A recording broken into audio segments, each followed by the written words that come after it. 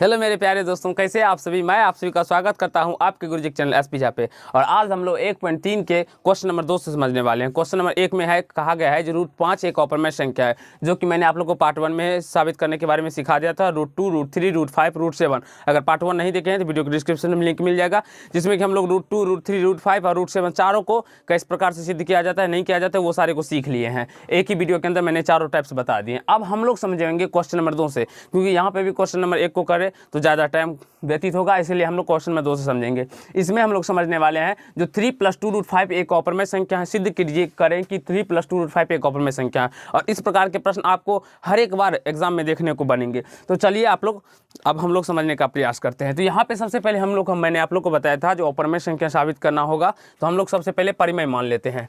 तो मान लेते हैं सबसे पहले क्या, तो परिमेय लिखेंगे। माना कि 3 + 2 √5 एक परिमेय संख्या है। क्या है? एक परिमेय संख्या है। तो जब परिमेय संख्या होगा, इसीलिए 3 + 2 √5 बराबर क्या हो जाएगा, P/Q। जब ये परिमेय संख्या है, इसका मतलब इसके बराबर हम P/Q लिख सकते हैं, जहां P और Q कोई सहअभाज्य संख्या हो। क्या हो? सहअभाज्य संख्या हो, तथा Q का मान कभी भी 0 नहीं होना चाहिए। ये हमें समझ लेना है। सहअभाज्य संख्या का मतलब हुआ इसमें P और Q में एक छोड़ के कोई दूसरा अभाज्य गुणनखंड नहीं आना चाहिए। ओके बाबू, अब यहाँ पे समझते हैं। अब देखिए, इस 3 को हम उस साइड लेके चले जाते हैं, तो यहाँ से क्या बचेगा, 2 √5 बच जाएगा। और यहाँ से इस 3 को जब इस साइड लेके आए तो -3 हो जाएगा। यहाँ से 2 √5 बराबर क्या हो जाएगा, हम Q एलसीएम ले लेंगे तो ये P या -3Q हो जाएगा, क्योंकि इसके नीचे में कुछ नहीं रहता है तो एक रहता है। तो 1 और Q का एलसीएम लेंगे तो Q हो जाएगा। और फिर जब इसमें हम भाग देंगे तो Q से Q एक मर्द में कट जाएगा, 1 को P से गुना करेंगे P आ जाएगा, फिर माइनस, फिर यहाँ पे 1 है तो Q में जब हम 1 से भाग देंगे तो ये Q मर्द में कट जाएगा। तो Q को जब 3 से गुना करेंगे तो ये 3Q निकल के आ जाएगा। आई होप आप सभी को समझ में आ गया होगा। अब यहाँ से क्या करते हैं, तो इस √5 को वैसे का वैसे रहने देते हैं, और यहाँ से इस 2 को इधर लेके आते हैं, तो P - 3Q। अब बट ये 2 है, गुना हो जाएगा, इससे आएगा तो 2Q हो जाएगा। अब यहाँ से हमको क्या समझ में आ रहा है, यहाँ बायां पक्ष कौन सा हुआ, ये बायां पक्ष हुआ, ये दायां पक्ष हुआ, ये बायां पक्ष हुआ, ये दायां पक्ष हुआ। ये बायां पक्ष एक ऑपरमेय संख्या है, लेकिन दायां पक्ष ये P/Q के फॉर्म में है, तो ये परिमेय संख्या है ना बाबू। ठीक है, यहाँ बायां पक्ष एक अपरिमेय संख्या है, जबकि दायां पक्ष एक परिमेय संख्या है। परिमेय संख्या है, जो कि विरोधाभास है।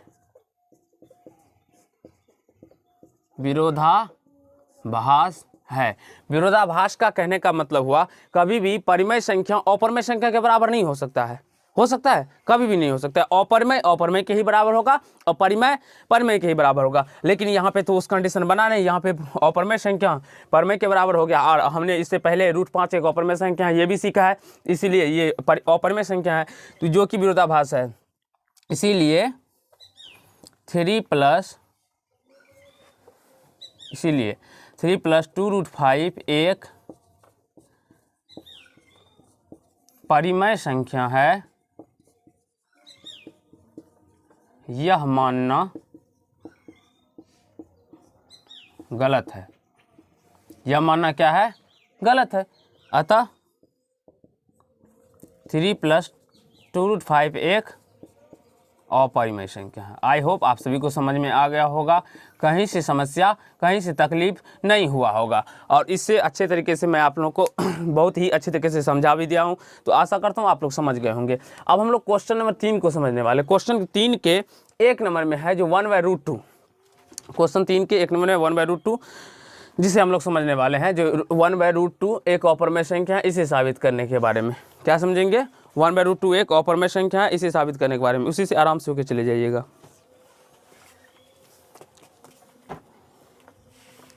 हम क्या समझने वाले हैं, जो क्वेश्चन नंबर 1 1/√2 एक अपरमेय संख्या है, ये साबित करने के बारे में। तो मैंने आप लोग को क्या बताया था, गेट से जी क्या बताया है, जो सबसे पहले हम क्या मान लेंगे, इसको परिमेय मान लेंगे। तो चलिए यहाँ से हल करते हैं हम इस प्रश्न का। माना कि 1/√2 एक परिमेय संख्या है। हमने आप लोग को बताया जो हमें मानना होता है उस प्रकार से मान लेते हैं। अब क्या है, परिमेय संख्या है। तो जब परिमेय संख्या है, इसीलिए 1/√2 इक्वल टू क्या हो जाएगा, P/Q हो जाएगा। हो जाएगा ना बाबू, 1/√2 इक्वल टू तो P/Q हो जाएगा, जहाँ P और Q कोई सअभाज्य संख्या है, सअभाज्य संख्या है तथा Q नॉट इक्वल टू 0 हो, तथा Q नॉट इक्वल टू 0। चलिए मार्कर हम चेंज कर लेते हैं। यहाँ से क्या क्या है, 1/√2 P और Q कोई सअभाज्य संख्या तथा Q नॉट इक्वल टू 0 हो। अब यहाँ से हम क्या करेंगे, तो क्रॉस मल्टीप्लिकेशन कर देंगे। इस √2 को P से गुना करेंगे तो ये √2P हो जाएगा, और यहाँ से Q को 1 से गुना करेंगे तो ये क्या हो जाएगा, Q निकल के आ जाएगा। अब यहाँ से इस P को हम इधर लेके आ जाएंगे तो √2 बच जाएगा यहाँ पे, या Q/P बच हो जाएगा। तो यहाँ से हम देखते हैं, तो ये तो मेरा अपरिमेय है, और यहाँ से ये क्या है, परिमेय है। तो यहाँ से लिख देंगे, यहाँ बायां पक्ष एक अपरिमेय संख्या है, जबकि दायां पक्ष एक परिमेय संख्या है। परिमेय संख्या है, अपरिमेय संख्या के बराबर में कभी भी परिमेय संख्या नहीं हो सकता। यहाँ पे बायां पक्ष अपरिमेय संख्या है तथा दायां पक्ष एक परिमेय संख्या है, जो कि विरोधाभास है, जो कि क्या है, विरोधाभास है। अतः इसीलिए 1/√2 एक परिमेय संख्या है, यह मानना गलत है। यह मानना क्या है, गलत है। अतः 1/√2 एक अपरिमेय संख्या है, और यही हमें साबित भी करना था।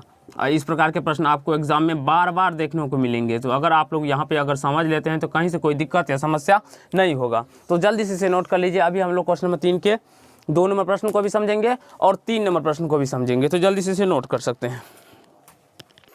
तो चलिए फ्रेंड, हम लोग क्वेश्चन नंबर 3 के 2 नंबर से समझते हैं, उससे अच्छी तरीके से समझने का प्रयास करेंगे। क्वेश्चन नंबर 2 में हम छोटा ही लिखे हैं, जो 7√5 ही दिए, लेकिन इसका मतलब हुआ जो 7√5 एक अपरिमेय संख्या है, ये साबित करना।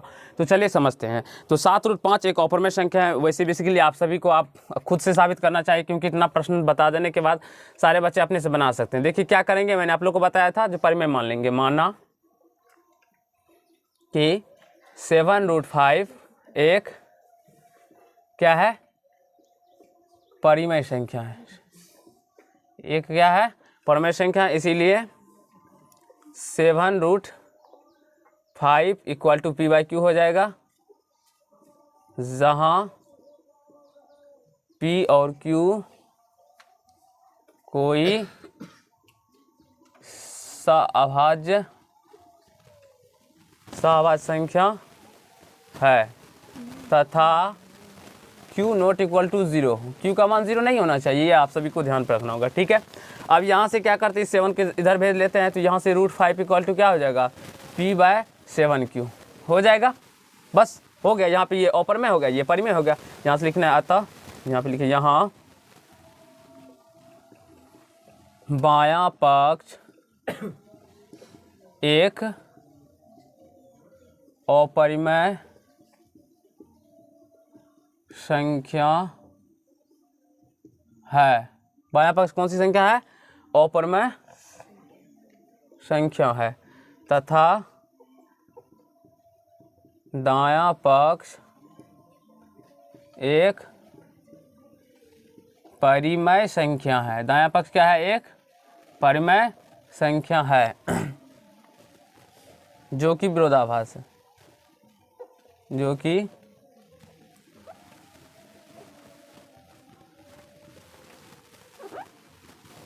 विरोधाभास है। इसीलिए 7√5 एक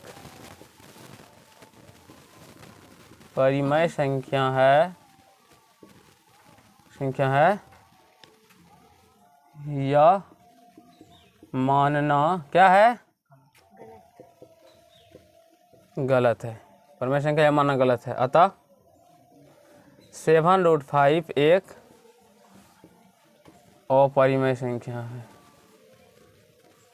आई होप आप सभी को समझ में आ गया होगा, कहीं से कोई दिक्कत नहीं हुआ होगा समझने में इस सारे प्रश्न को, क्योंकि ये बच्चों की तरह है। एक प्रश्न सीख लेने के बाद सारे प्रश्न आप लोग खुद अपने से बना सकते हैं। यहाँ पे देखिए 6 + √2 एक अपरिमेय संख्या, ये साबित करना है। इसे भी सबसे पहले क्या करेंगे, मान लेंगे,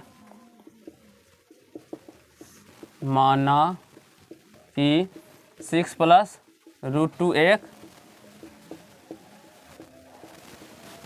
परिमेय संख्या है। बस यहाँ पे इसीलिए 6 + √2 बराबर क्या हो जाएगा, P/Q, जहाँ P और Q कोई सअभाज्य संख्या है तथा Q ≠ 0 हो। चलिए मार्कर का चेंज कर लेते हैं, 0 हो। तो यहाँ से 6 को उधर भेज लेंगे तो √2 बराबर क्या हो जाएगा, P/Q + 6। तो यहाँ से √2 बराबर क्या हो जाएगा, P एलसीएम हो जाएगा, इसका Q एलसीएम कर लेंगे तो यहाँ से P + 6Q हो जाएगा। और ये अपरिमेय संख्या, परिमेय संख्या, यहाँ पे अपरिमेय संख्या, तो बस यही चीज़ को आप लोग को चिन्ह लगा देते हैं। यही चीज़ को यहाँ पे क्या करना है, इसी चीज़ को, सेम चीज़ को यहाँ पे लिख देना है। लेकिन यहाँ पे 7√5 लिखा हुआ है, आपको क्या लिखना है, तो 6 + √2 और नीचे में भी लिखना है 6 + √2 एक अपरिमेय संख्या साबित करना। तो आशा करता हूँ आप लोग को समझ में आ गया होगा और कहीं से कोई दिक्कत या समस्या का सामना नहीं करना पड़ा होगा। अगर ये पार्ट आप लोग को अच्छा लगा होगा तो वीडियो को लाइक कीजिएगा, कमेंट कीजिएगा, शेयर कीजिएगा और चैनल को सब्सक्राइब करके बेल आइकन को प्रेस कीजिएगा, जिससे मेरे हर एक वीडियो का नोटिफिकेशन आप तक पहुँचता रहता है। धन्यवाद दोस्त, आज के पार्ट में हम लोग इतना ही करेंगे। धन्यवाद।